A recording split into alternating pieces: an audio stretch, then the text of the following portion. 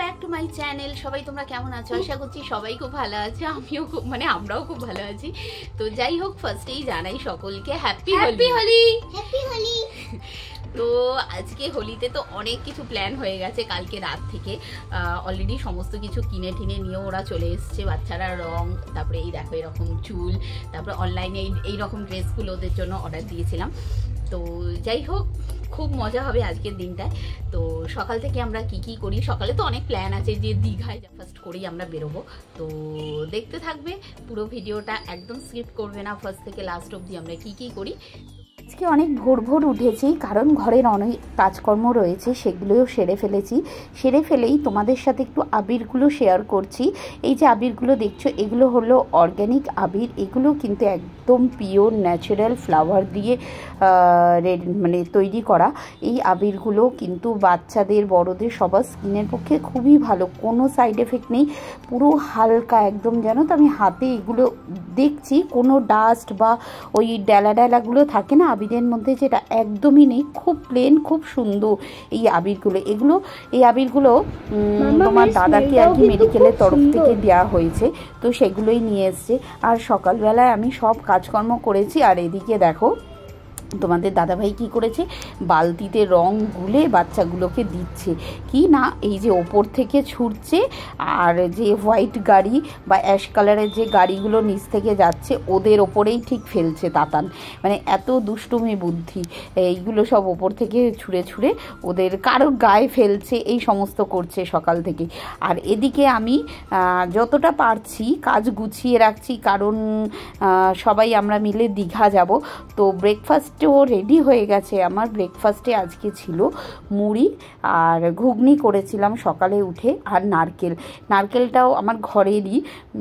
তো যাই হোক, সকাল অন্য কিছু আর করতে হয়নি, রুটি ফুটি কেউ খাবে না বললো, সেই জন্য একদম প্লেন হালকা খাওয়া দাওয়া করেই আমরা এখন রেডি হয়ে নিয়েছি। রেডি হয়ে বেরিয়ে পড়ছি দীঘার দিকে, কারণ আজকে কিন্তু সারা দিনের প্রোগ্রাম, মানে সকাল থেকেই প্রোগ্রাম রয়েছে দীঘাতে যাওয়ার। নিচে নেমে দেখছি সব এরা ভূত হয়ে গেছে। আপনি একটা নিন, কি মিষ্টি লাড্ডু না মিষ্টি, ওই আবিকে নিয়ে আসো, চলো সব দেখো। এ বাবা, হাই, হ্যাপি হোলি। দাঁড়া, কালার ম্যাচ করে লাগাবো।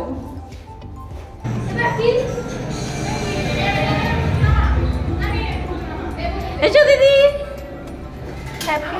হ্যাপি হোলি। সবার হোলি খুব ভালো কাটুক। তো নিচে নামার সময় দেখছিলাম যে দিদি বোন সবাই মিলে এরা হোলি খেলছিল, তো আমাদেরকেও একটু মাখিয়ে দিল, তো বেশ ভালো লাগছিল সবাই মিলে একসাথে। তারপরে আমরা বেরিয়ে পড়েছি দীঘার দিকে।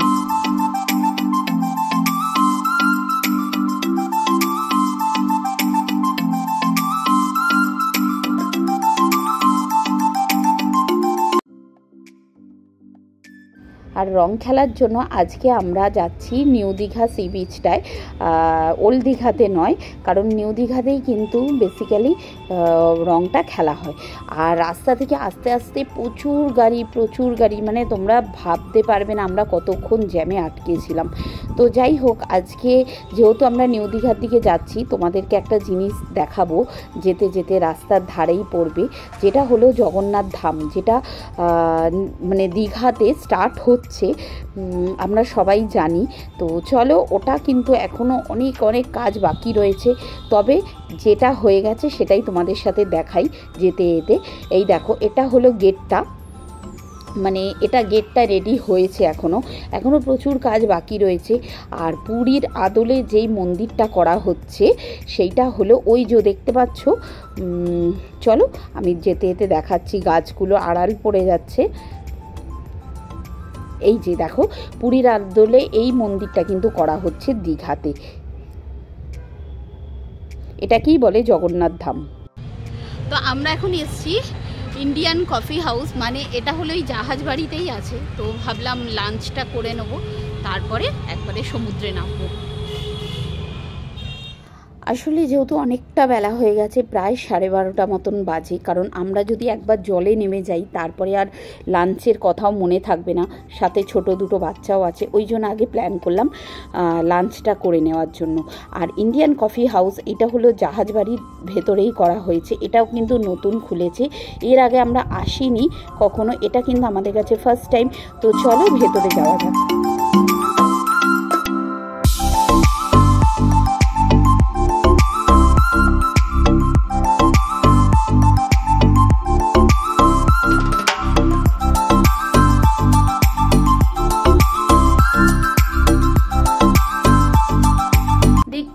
ভেতরটা কত সুন্দর করে সাজিয়েছে, আর কলকাতার যত ঐতিহ্যবাহী জায়গা আছে সেই জায়গাগুলো ছবি দিয়েই কিন্তু পুরো ওয়াল ডেকোরেশনটা করেছে। ভেতরটায় ঢুকে একটা কলকাতা ভাইবস এসে গেছে, তো বেশ দারুণ লাগছিল, আর অনেকটাই বড় জানো তো।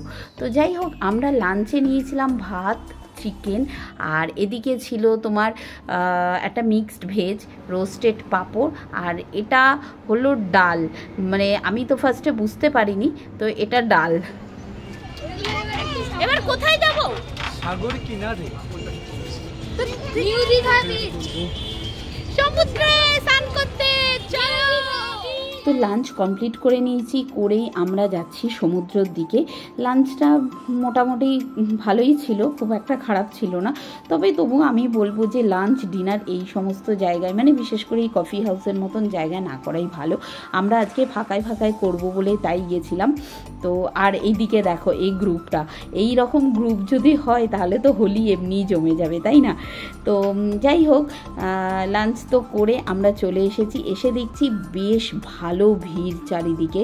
ভাবছিলাম হয়তো মানে বসার জায়গাটুকু পাবো কিনা সেটাই। তো চলো যাই, গিয়ে দেখি সমুদ্রের দিকটা কি অবস্থা। এখানেই যদি এরকম হয় তাহলে সেখানে কি অবস্থা হবে।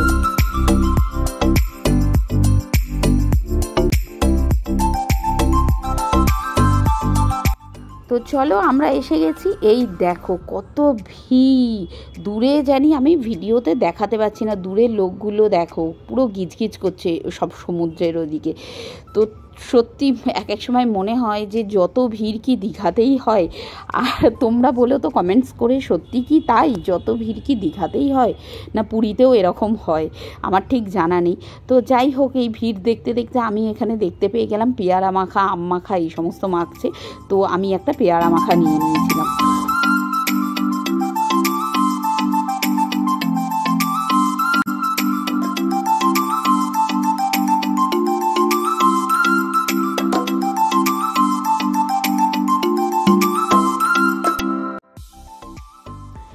সবাই এদিকে হোলি খেলছে, আর তিন্নি এদিকে দেখো বালি খেলছে। আর এদিকে কিন্তু তিন্নি বেশ ভালো মজা করেছে, মানে একটুকু ভয় নেই তার। আর যখন এদিকে গান চলছিল জানো তো, এবার গানটা আমি এখানে তোমাদের মিউজিকটা দিতে পারিনি, যেহেতু আমার ভিডিওতে কপিরাইট চলে আসবে, সেই জন্য বেশ ভালো মজা করেছে। আর এরকমভাবে রাঙিয়ে তুলতে আমরা কে না পছন্দ করি, সে ছোট হোক বড় হোক, সবাই আমরা নিজেদেরকে রাঙিয়ে তুলতে বেশি ভালোবাসি। তাছাড়া বছরে তো একটাই দিন।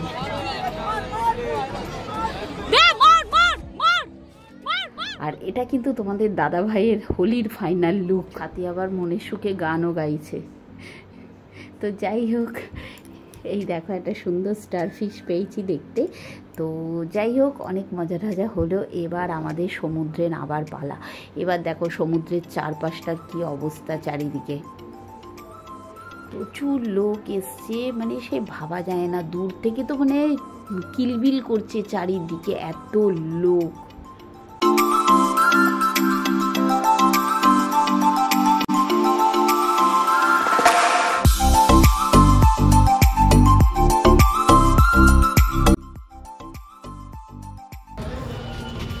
কি অবস্থা, নিজেকে নিজে চিনতে পারছি না। স্নান টান করে বেরিয়ে এসে দেখছি এখনো রং ওঠেনি। তো যাই হোক, দমে রং খেলেছি, সত্যি কথা প্রচণ্ড মজা করেছি আজকে। আর এই এখন আমরা স্নান করলাম, স্নান করে জাস্ট বেরোলাম, এই শৌচালয় থেকেই স্নান করেছি। আর করে এই যে আমরা সব বেরিয়েছি। তবুও মুনুর, আমার তিন্নির মুখটা কিন্তু দেখো, তিন্নির মুখটা কিন্তু একদম পরিষ্কার। আগে তো খাবো, প্রচণ্ড খিদে পেয়েছে সমুদ্রে স্নান করার পরে। সামনেই বেরিয়ে দেখলাম যে চায়ের দোকান আছে, সেই জন্য আগে ভাবলাম একটু চা খাই, তারপরে বাকি কি খাবো সেটা ভাববো। আর এদিকে তাতান এই স্মোক কালারিংগুলো বাকি ছিল, তো ওগুলো সমুদ্রের ধারে একদম জ্বালানো যাচ্ছিল না, যেহেতু হাওয়া দিচ্ছিল প্রচুর, তখন জ্বালায়নি, তাই এখন জ্বালাচ্ছে। তারপরে আমরা চা টা খেয়ে সবাই মিলে বেরিয়ে পড়লাম ওল্ড দীঘার দিকে। এখন একটু ওল্ড দীঘাতে গিয়ে বসবো।